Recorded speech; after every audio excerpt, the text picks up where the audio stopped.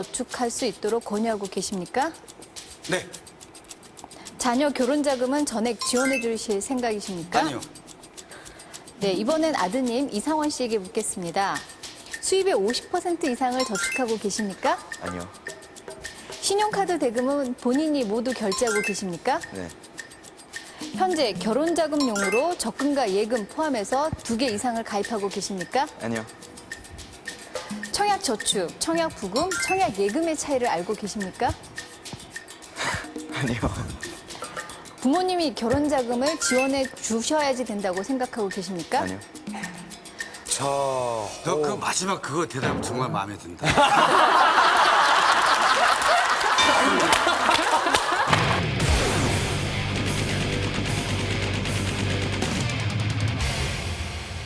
돈을 모으기보다는 맛있게 그리고 멋있게 쓰는 것이 옳다고 믿는 아름다운 미식가 부자 이영아, 이상원 씨. 개인이 아닌 가족 전체의 경제 중대사 결혼. 과연 이들 부자들이 성공적으로 결혼 자금을 마련할 수 있을지 그 결과를 지금 공개합니다. 공개합니다. 전문가가 제시한 총 10개 칼날 질문. 여러분은 어떤 유형인가요? 함께 체크해보세요. 먼저 부모의 경우. 우리 집의 정확한 소득과 지출력을 알고 있다. 저축 투자는 부부가 함께 해야 한다고 생각한다. 노후 자금과 자녀 결혼 자금을 분리해서 준비하고 있다. 자녀 스스로 결혼 자금을 저축하도록 권유하고 있다. 자녀의 결혼 자금을 전액 지원해줄 생각이 없다. 따로 분리해서 준비하고 계십니까? 예라는 대답이 3개 이상일 경우 당신은 경제적으로 현명한 부모. 그러나 3개 미만일 경우 당신은 경제적으로 위험한 부모다. 다음 자녀의 경우 수입의 50% 이상을 저축하고 있다. 신용카드 대금은 본인이 결제한다. 현재 통장이 적금과 예금 포함 2개 이상이다. 청약저축, 청약보금, 청약예금의 차이를 알고 있다. 결혼자금은 스스로 준비해야 한다고 생각한다. 부모님이 결혼 자금을 예라는 대답이 3개 이상일 경우 당신은 경제력 자립지수 100%. 2개 이상 그러나 3개 미만일 경우 당신은 아직도 경제적으로 미숙하다.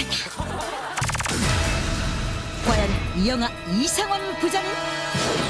자, 과연 몇 퍼센트가 나올지 성공적으로 결혼 자금을 마련할 퍼센테이지는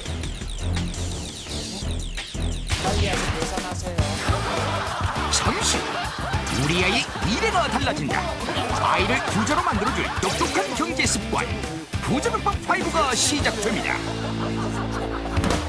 성공적으로 결혼 자금을 마련할 퍼센테이지는 오, 예, 깜짝 놀랐습니다. 42%.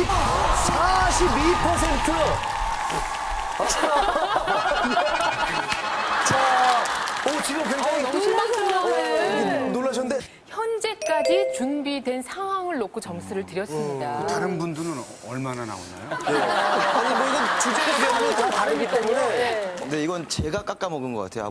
아버지보다 제가 저 때문에 많이 깎인 것 글쎄요. 같아요. 근데 42% 어떻게 나온 수치인가요?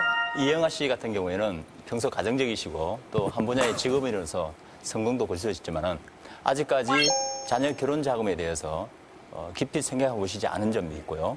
그리고 이상원 씨 같은 경우에는 평균 또래에 비해서 결혼 계획이라든지 또 결혼 자금 비용 또는 형성 계획에 대해서 준비가 되어 있지 않아서 그래서 42% 정도가 나왔습니다. 좀 채워야 할 숫자가 많이 있는데요. 그것을 채워드릴 수 있는 부자 법칙을 또 제가 준비했거든요. 예. 같이 그거 확인하겠습니다. 부자 법칙 공개합니다.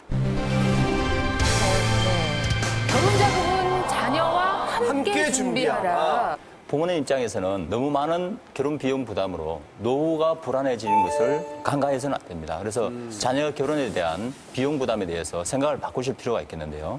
자녀가 직장을 가진 이후 한 3, 4년 정도 열심히 저축해서 결혼 자금을 마련한다고 가정했을 때 부모가 전체 비용이 약 40, 그리고 자녀가 60 정도를 부담하는 것이 좋을 것 같고요. 자녀의 준비 기간이 길고 그리고 부모님의 나이가 많아질수록 부담 비중을 줄여나가는 게 좋겠습니다. 뭐 어떤 식으로 준비를 해야 되는지 말씀 좀 해주시죠. 최소 3년 전부터는 준비를 하는 것이 좋을 것 같습니다.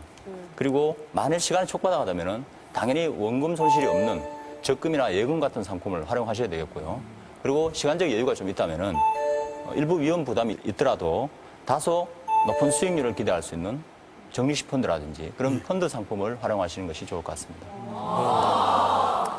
자, 이번에는 자녀 스스로 준비해야 하는 부자 법칙 확인하겠습니다. 웨딩 케이크 있는데요. 먼저 수입의 50% 이상은 저축하라. 수입이 생기면 뭐 10,000원이든 100만 원이든 먼저 50%는 저축을 하려고 떼놓고 나서 지출을 하셔야지 되고요. 또 결혼자금인 경우에는 세공대 저축 등 그 절세 상품을 이용하시면 더 많은 돈을 모으실 수가 있습니다. 자, 두 번째 보겠습니다. 거품을 줄여라. 네, 결혼식 비용의 거품을 줄이셔야지 되는데요. 결혼 비용 거품 항목 분포도를 보면 1위가 예단, 그리고 두 번째가 결혼식, 그리고 세 번째가 예물 순으로 나타났습니다. 본인의 경제 상황에 맞춰서 거품은 최대한 줄이고 또 과감히 줄이시는 게 중요하고요. 가장 위에 거를 보겠습니다. 결혼자금 대출을 활용하라. 거품을 줄이고 준비를 하시더라도 결혼 비용 모자라는 경우가 있으실 텐데요. 결혼자금이 부족한 신혼부부를 위한 근로복지공단의 결혼자금 대출 제도. 먼저 대출 한도는 총 700만 원으로 신청일 기준 3개월 이상 재직 중인 연소득 2천만 원 이하인 근로자의 경우에 대출받을 수 있는데, 대출받기 위해서는 3가지 서류가 필요하다. 첫 번째, 생활안정자금 융자 신청서, 그리고 전년도 근로소득 원천징수 영수증 3번, 마지막으로 결혼을 증명하는 예익장 계약서 또는 청첩장을 함께 가져가면 대출받을 수 있다. 결혼자금 대출 제도는 연 3.4%의 비교적 싼 이율로 대출을 받을 수 있는 데다 거치 기간이 1년, 나눠서 갚을 수 있는 기간이 3년으로 혼수 비용에 대한 부담을 줄일 수 있지만, 대출 상품의 종류, 대출 직후 자금 운영 등 부부의 재정 상태를 정확히 판단해 신중히 선택해야 한다. 이런 결혼자금도 대출이기 때문에 상환 계획을 잘 세우셔서 필요하신 만큼만 대출 받으셨으면 합니다. 박철 씨 같은 경우는 결혼자금 어떻게 준비를 하셨어요? 저는 그냥 뭐 맨땅 헤딩했습니다. 이상원 씨 어떠셨어요? 제가 너무 안일했다는 생각을 하게 됐고요. 이 프로 오늘 통해서 앞으로는 좀 더 체계적인 제가 되고 싶네요. 그동안 안개 속을 좀 걸어왔는데 오늘 이 경제 비타민을 통해서 안개가 확 거쳤습니다. 거치고 앞으로 제가 나가야 할 목표가 분명히 세워진 것 같습니다. 그래요. 감사합니다. 아이에게 물려줄 위대한 유산, 바로 돈보다 더 값진 현명한 경제 습관. 우리 아이 부자 만드는 방법을 공개합니다. 부자병법 5. 지난 주간에는 부자 병법에서 저희가 2월 중에 꼭 해야 할 경제 계획 함께 세워봤습니다. 보험, 연금, 그리고 펀드가 있었죠. 예, 예. 공부 많이 했어요. 그래요. 저희는 사실 어떻게 하면 우리 시청자 여러분을 부자로 만들어드릴까. 저 같은 경우는 밤새 그거 궁리하느라고 요즘 잠을 못 자고 있는 상태입니다. 때뿐이시지 않았습니까? 이렇게. 잠 못 주무신 분 지금 참 안색이 좋아요. 네. 자, 오늘은 저희가 60분 동안 자녀와 함께하면 좋을 만한 그 유익한 내용을 준비하고 있습니다. 네, 자녀에게 물려줄 위대한 유산. 바로 이것이 아닐까 싶은데요. 경제 비타민에서 야심차게 준비한 부자병법 5 주제를 공개합니다. 우리 아이 부자 만드는 부자병법 5. 예. 네. 오늘 첫 번째 시간에는 경제 습관을 주제로 함께 하도록 하겠습니다. 네. 정말 요즘에는 뭐 자녀 경제 교육에 대해서 관심 많고요. 어렸을 때 경제 교육을 잘 받은 아이들이 또 미래에 부자가 된다 이런 말이 있죠. 그렇죠. 우리 아이들을 부자로 만들어줄 올바른 경제 습관을 오늘 자세하게 전해드리기 위해서 또 전문가 정규승 박사님. 네. 예, 안녕하세요. 그런가 하면 오늘 이 문제들을 진지하게